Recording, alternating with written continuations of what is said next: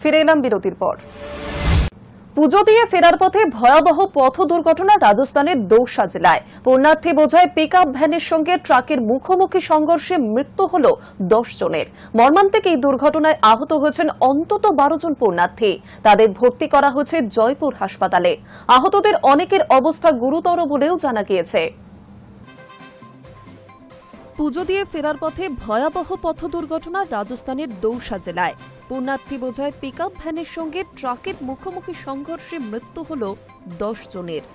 মর্মান্তিক এই দুর্ঘটনায় আহত হয়েছেন অন্তত 12 জন পূর্ণার্থী। তাদের ভর্তি করা হয়েছে জয়পুর হাসপাতালে। আহতদের অনেকের অবস্থা গুরুতর বলেও জানা গিয়েছে। সূত্রের খবর, বুধবার ভোরে রাজস্থানে খাটু শ্যাম মন্দিরে পুজো দিতে একটি পিকআপ ভ্যান করে ফিরছিলেন পূর্ণার্থীরা। সেই সময় নিয়ন্ত্রণ হারিয়ে সামনে থেকে আসা একটি ট্রাকের সঙ্গে মুখোমুখি সংঘর্ষ হয় ভ্যানটি। সংঘর্ষের তীব্রতা এতটাই ছিল যে দুমড়ে মুচড়ে যায় ভ্যানটি। ঘটনাস্থলে মৃত্যু হয় 3 মহিলা সহ 7 শিশুর। ঘটনার পর প্রথমে উদ্ধার কাজে হাত লাগান স্থানীয়রা। খবর দেওয়া হয় পুলিশে। আহতদের উদ্ধার করে দ্রুত নিয়ে যাওয়া হয় স্থানীয় হাসপাতালে।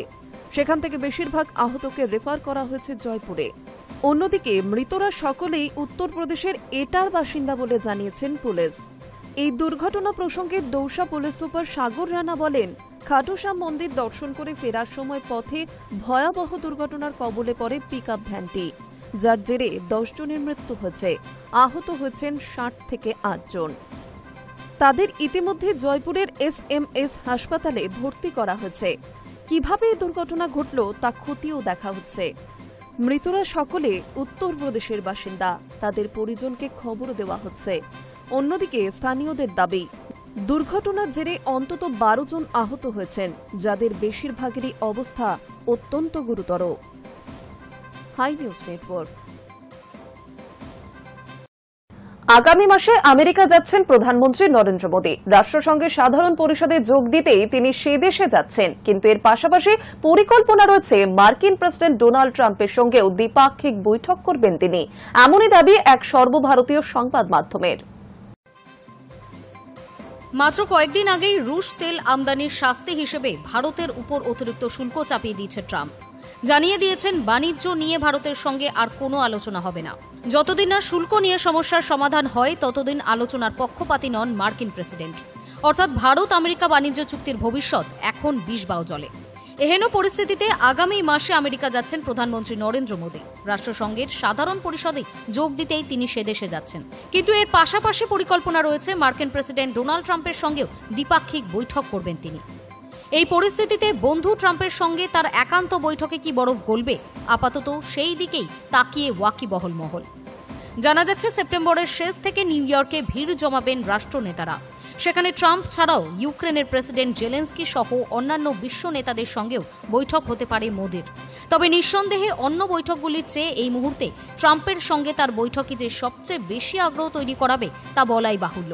এর আগে বছরের শুরুতে মার্কিন সফরে গিয়েছিলেন মোদি। সেই সময় ট্রাম্পের সঙ্গে তার বৈঠক হয়েছিল। 7 মাসের মধ্যে ফের হোয়াইট হাউসে 2 রাষ্ট্রনেতার বৈঠক অবশ্য আরও বেশি তাৎপর্যপূর্ণ। প্রেসিডেন্ট হিসেবে প্রথম দফায় মোদির সঙ্গে তার বন্ধুত্ব দেখেছিল গোটা বিশ্ব। কিন্তু মসনদে প্রত্যাবর্তন ঘটানোর পর এবার যেন বড় বেশি খামখেয়ালি ট্রাম্প, যার প্রভাব পড়েছে মোদির সঙ্গে তার সম্পর্কেও। যদিও সম্প্রতি বারবার মোদিকে বন্ধু সম্বোধন করেছেন তিনি, কিন্তু যেভাবে শুল্ক চাপানো হচ্ছে নয়াদিল্লির ওপরে তাতে বন্ধুত্বের লক্ষণ যে দৃশ্যমান হয়নি তা বলাই যায়। এমতো অবস্থায় সামনাসামনি তাদের মধ্যে কি কথা হয় সেদিকেই নজর সকলের। তবে তার আগে 15ই আগস্ট পুতিন ট্রাম্প বৈঠকের দিকেও নজর থাকবে ভারতের। Hi news network. ফের রক্তাক্ত ভূস্বর্গ। কাশ্মীরের বারামুলাতে ভারতীয় সেনা ছাউনিতে জঙ্গি হামলা, নিহত এক ভারতীয় সেনা। বুধবার রাতে উরি সেক্টরের টিক্কা বর্ডার পোস্টের কাছে বর্ডার বরাবর অনুপ্রবেশ করে হামলা করে একদল সন্ত্রাসবাদী। তৎক্ষণাৎ সেই হামলা প্রতিহত করে বর্ডার অ্যাকশন টিম সেই হামলা ব্যর্থ করে দেয়। গোটা এলাকা জুড়ে চলছে সেনার চিরুনি তল্লাশি। সজাগ রয়েছে ভারতীয় সেনাবাহিনী। জানা যাচ্ছে পাক মদতপুষ্ট একদল জঙ্গি এই হামলার ঘটনা ঘটিয়েছে। জানা যাচ্ছে মঙ্গলবার রাতেই অনুপ্রবেশের সময় সেনাবাহিনীর সঙ্গে তাদের তুমুল গুলির লড়াই হয়। তখনই এক সেনা গুরুতর আহত হন এবং পরে শহীদ হন সেই সেনা।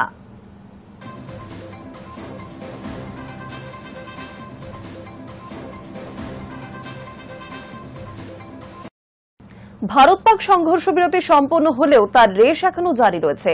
আমেরিকা থেকে পাক সেনাপ্রধানের পরমাণু হুঁশিয়ারির পর এবার ভারতের বিরুদ্ধে যুদ্ধের হুমকি দিলেন পাকিস্তানের প্রাক্তন বিদেশমন্ত্রী তথা পাকিস্তান পিপলস পার্টির প্রধান বিলাওয়াল ভুট্টো। ভারত পাক সংঘর্ষ বিরতি সম্পন্ন হলেও তার রেশ এখনো জারি রয়েছে। আমেরিকা থেকে পাক সেনাপ্রধানের পরমাণু হুঁশিয়ারির পর এবার ভারতের বিরুদ্ধে যুদ্ধের হুমকি দিলেন পাকিস্তানের প্রাক্তন বিদেশমন্ত্রী তথা পাকিস্তান পিপলস পার্টির প্রধান বিলাওয়াল ভুট্টো। জানালেন, ভারত যদি সিন্ধু নদীর ওপর বাদ দেয় তাহলে দুই দেশের মধ্যে যুদ্ধ অবশ্যম্ভাবী।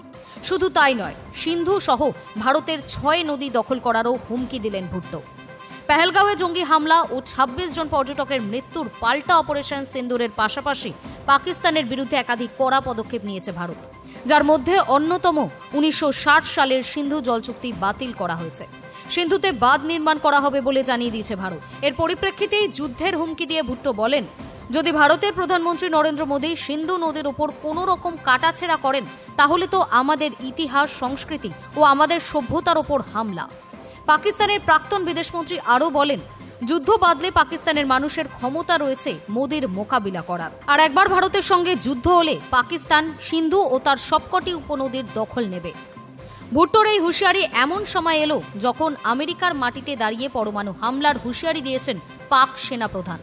রবিবার ফ্লোরিডার ট্যাম্পায় শিল্পপতি আদনান আসাদের নৈশ ভোজে গিয়ে পাক সেনাপ্রধান বলেন, আমরা পরমাণু শক্তিধর দেশ। যদি মনে হয় আমরা ধ্বংসের পথে এগোচ্ছি তবে অর্ধেক বিশ্বকে সঙ্গে নিয়ে আমরা ধ্বংস হব। সিন্ধুর ওপর বাঁধ প্রসঙ্গে মুনির বলেন, ভারত বাঁধ তৈরি করুক, আমরা অপেক্ষা করব। যখন বাঁধ তৈরি করা হয়ে যাবে আমরা 10টি মিসাইল ছুড়ে সেই বাঁধ ধ্বংস করে দেব। সিন্ধু ভারতের পৈতৃক সম্পত্তি নয়, আমাদের কাছেও ক্ষেপণাস্ত্রের কোনো অভাব নেই। প্রসঙ্গত 1960 সালে বিশ্ব ব্যাংকের মধ্যস্থতায় সিন্ধু জল চুক্তি সই করে ভারত ও পাকিস্তান। চুক্তি অনুযায়ী বিতস্তা ও চন্দ্রভাগার জলের উপরে পাকিস্তানের অধিকার 80%, ভারতের 20%। তবে চুক্তির শর্ত অনুযায়ী ভারত ওই জল ব্যবহার করলেও তা আটকাতে পারবে না। কিন্তু দীর্ঘদিন ধরেই নয়াদিল্লির দাবি ছিল সিন্ধু জল চুক্তিতে সংশোধন করতে হবে। এই নিয়ে আন্তর্জাতিক মঞ্চে নালিশ জানানো পাকিস্তানের কূটনৈতিক কৌশল হয়ে ওঠে। গত বছর সেপ্টেম্বর মাসে এই চুক্তিতে সংশোধন চেয়ে ইসলামাবাদকে করা নোটিশও পাঠায় ভারত। তবে পেহেলগাঁও হামলার পরে সিন্ধু জল চুক্তি নিয়ে চরম পদক্ষেপ করেছে ভারত। ভারতের এই পদক্ষেপকে যুদ্ধ ঘোষণার সমকক্ষ বলে আগেই তোপ দেখেছে পাকিস্তান। আর এবার এই ইস্যুতে ফের হুঙ্কার শোনা গেল পাকিস্তানের প্রাক্তন বিদেশমন্ত্রীর গলায়। যদিও ভারত সেই হুমকিকে বিশেষ পাত্তা দিতে নারাজ। এখন দেখার আগামী দিনে এই জল কদ্দূর গড়ায়। Hi news network. না ফেরার দেশে অভিনেত্রী বাসন্তী চট্টোপাধ্যায়। দীর্ঘদিন ধরে অসুস্থ ছিলেন তিনি। পেটে ক্যান্সার, কিডনির সমস্যা, পেসমেকার লাগানো ছিল তার শরীরে। লাগাতার অসুখে জর্জরিত হয়ে গত জানুয়ারি মাসে হাসপাতালেও ভর্তি হয়েছিলেন তিনি, কিন্তু শেষ রক্ষা হল না। মঙ্গলবার শেষ নিঃশ্বাস ত্যাগ করলেন তিনি। না ফেরার দেশে অভিনেত্রী বাসন্তী চট্টোপাধ্যায়। দীর্ঘদিন ধরে অসুস্থ ছিলেন তিনি। পেটে ক্যান্সার, কিডনির সমস্যা, পেসমেকার লাগানো ছিল তার শরীরে। লাগাতার অসুখে জর্জরিত হয়ে গত জানুয়ারি মাসে হাসপাতালেও ভর্তি হয়েছিলেন, কিন্তু শেষ রক্ষা হল না। মঙ্গলবার শেষ নিঃশ্বাস ত্যাগ করলেন তিনি। বাসন্তী দেবীর বয়স হয়েছিল প্রায় 88 বছর। কঠিন রোগ ছাড়াও ছিল বার্ধক্যজনিত সমস্যা, কিন্তু তা সত্ত্বেও রোজ শুটিংয়ে আসতেন তিনি। তাকে শেষ দেখা গিয়েছিল ধারাবাহিক গীতা এলএলবিতে। সূত্রের খবর, সেই সেটেই তিনি বারবার অসুস্থতার কথা বলতেন। এরপর সেই সমস্যা আরও বাড়ায় তার পেশা থেকে দূরে চলে যেতে হয়েছিল তাকে। অভিনেত্রীর মৃত্যুর খবর প্রকাশ্যে আসতেই শোকের ছায়া টেলিপাড়ায়। ভাস্বর চট্টোপাধ্যায় বারবার অভিনেত্রীর অসুস্থতার কথা তুলে ধরেছিলেন প্রকাশ্যে। বাসন্তী চট্টোপাধ্যায়কে আর্থিকভাবে সহায়তা করার জন্য মুখ্যমন্ত্রী মমতা বন্দ্যোপাধ্যায়ের কাছেও আবেদন করেছিলেন অভিনেতা। বাসন্তী দেবীর কথা বলতে বলতে কান্নায় ভেঙে পড়েন তার দীর্ঘদিনের গৃহ সহায়িকাও। তিনি জানান, নতুন করে কোনো সমস্যা তৈরি হয়নি, হঠাৎই চলে গেলেন। তবে গত 6 মাস শারীরিকভাবে খুব কষ্ট পেয়েছেন তিনি। গৃহ সহায়িকার প্রার্থনা, এবার যেন সদ্যপ্রয়াত বর্ষিয়ান অভিনেত্রী শান্তি পান। Hi news network. নজর রাখবো খেলার খবরে। যাবতীয় জল্পনার অবসান। কলকাতা ডার্বি হচ্ছে ডুরান্ড কাপের কোয়ার্টার ফাইনালে। মঙ্গলবার শেষ ৮-এর সূচি ঘোষণা করল টুর্নামেন্ট কর্তৃপক্ষ। সেই সূচি অনুযায়ী আগামী ১৭ আগস্ট সন্ধ্যে ৭টায় যুব ভারতীতে মুখোমুখি হবে কলকাতার দুই প্রধান ক্লাব মোহনবাগান ও ইস্টবেঙ্গল। যাবতীয় জল্পনার অবসান। কলকাতা ডার্বি হচ্ছে ডুরান্ড কাপের কোয়ার্টার ফাইনালে। মঙ্গলবার শেষ ৮-এর সূচি ঘোষণা করল টুর্নামেন্ট কর্তৃপক্ষ। সেই সূচি অনুযায়ী আগামী ১৭ আগস্ট সন্ধ্যে ৭টায় যুব ভারতীতে মুখোমুখি হবে কলকাতার দুই প্রধান। গ্রুপ এ থেকে ৩ ম্যাচের ৩টিতেই জিতে কোয়ার্টার ফাইনালে যোগ্যতা অর্জন করেছে ইস্টবেঙ্গল। গ্রুপ বি থেকে মোহনবাগানও অপরাজিত থেকে পরের রাউন্ডে উঠেছে। দুই প্রধান এক গ্রুপে থাকলে মৌসুমের শুরুতে আরও একটি ডার্বি দেখতে পারতেন ফুটবল প্রেমীরা। সেই স্বপ্ন পূরণ হয়নি। তবে ডুরান্ড কর্তৃপক্ষ আগেই ইঙ্গিত দিয়ে রেখেছিল দুই দল কোয়ার্টার ফাইনালে উঠলে শেষ ৮-এই তারা একে অপরের মুখোমুখি হবে, আর তেমনটাই হচ্ছে। আগামী ১৭ আগস্ট শেষ ৮-এ মুখোমুখি হবে ইস্টবেঙ্গল ও মোহনবাগান। কলকাতা লিগে ইস্টবেঙ্গল ও মোহনবাগান কোনো দলই পূর্ণ শক্তিতে নামেনি। সেদিক থেকে দেখতে গেলে ডুরান্টের এই ডার্বি মরশুমের প্রথম বড় ম্যাচ। এদিন ৪টি কোয়ার্টার ফাইনালেরই সূচি ঘোষণা করেছে ডুরান্ট কর্তৃপক্ষ। ইস্ট মোহন ছাড়া বাংলা থেকে কোয়ার্টার ফাইনালে ওঠা আরেক দল ডায়মন্ড হারবার এফসি শক্তিশালী প্রতিপক্ষ জামশেদপুর এফসির মুখোমুখি হচ্ছে। ১৭ আগস্ট রবিবারই জামশেদপুরে ওই ম্যাচ খেলতে হবে ডায়মন্ড হারবারকে। প্রথম কোয়ার্টার ফাইনালে ইন্ডিয়ান নেভির মুখোমুখি হবে শিলং লাজং এফসি। দ্বিতীয় কোয়ার্টার ফাইনালে বোরোল্যান্ড এফসির মুখোমুখি হবে নর্থ ইস্ট ইউনাইটেড। দুটি ম্যাচই ১৬ আগস্ট শনিবার আয়োজিত হবে। Hi news network. এবার নজর রাখছে আবহাওয়ার খবরে। পিছু ছাড়ছে না দুর্যোগ। ভারী থেকে অতি ভারী বৃষ্টির জেরে দার্জিলিং, কালিম্পং, সিকিমে ধস নামার আশঙ্কার কথা জানালো হাওয়া অফিস। আর্দ্রতাজনিত অস্বস্তি বজায় থাকলেও বৃষ্টি হবে দক্ষিণবঙ্গে।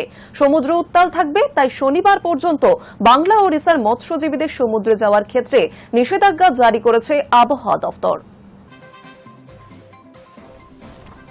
মাঝে দিন কয়েকের দুর্যোগের পর ঝড় বৃষ্টির প্রকোপ খানিক কমেছে দক্ষিণবঙ্গে। গরমের কারণে অস্বস্তিও বাড়ছে, তবে আর নয়। আলিপুর আবহাওয়া দফতর জানালো, বুধবারই মধ্য বঙ্গোপসাগরে নতুন করে একটি নিম্নচাপ তৈরি হয়েছে। তার জেরে বুধবার থেকে ফের ঝড় বৃষ্টি শুরু হতে পারে কলকাতা সহ দক্ষিণের জেলাগুলিতে। হাওয়া অফিস জানিয়েছে, আপাতত দক্ষিণবঙ্গে বৃষ্টির সম্ভাবনা উত্তরের চেয়ে কম রয়েছে। বুধবার কলকাতা, হাওড়া, উত্তর ও দক্ষিণ ২৪ পরগনা, পূর্ব ও পশ্চিম মেদিনীপুর এবং ঝাড়গ্রামে বজ্রবিদ্যুৎ সহ হালকা থেকে মাঝারি বৃষ্টির সম্ভাবনা রয়েছে। বৃষ্টির পাশাপাশি ঘণ্টায় ৩০ থেকে ৪০ কিলোমিটার বেগে ঝড়ও বইতে পারে। অন্যদিকে উত্তরবঙ্গের সপ্তাহভর দুর্যোগ চলবে। বুধবার দার্জিলিং, জলপাইগুড়ি, কালিম্পং এবং আলিপুর দুয়ারে অতি ভারী বৃষ্টির সম্ভাবনা রয়েছে। ভারী বৃষ্টির সম্ভাবনা রয়েছে কোচবিহারেও। দিন কয়েকের ভারী বৃষ্টির জেরে দার্জিলিং এবং কালিম্পংয়ের পার্বত্য এলাকায় ধস নামার আশঙ্কা দেখা দিয়েছে। ধস নামতে পারে সিকিমেও। টানা বৃষ্টির জেরে তিস্তা, তোরসা ও জলঢাকা নদীতে জলস্তর বাড়তে পারে বলেও জানিয়েছে আলিপুর আবহাওয়া দফতর। বুধবার সকাল থেকে কলকাতার আকাশ আংশিক মেঘলা রয়েছে। বাতাসে জলীয় বাষ্প থাকায় বেলা বাড়লে আর্দ্রতাজনিত অস্বস্তিও বাড়তে পারে। বুধবার কলকাতার সর্বনিম্ন তাপমাত্রা ২৮.৪ ডিগ্রি, যা স্বাভাবিকের চেয়ে ১.৬ ডিগ্রি বেশি। Hi news network.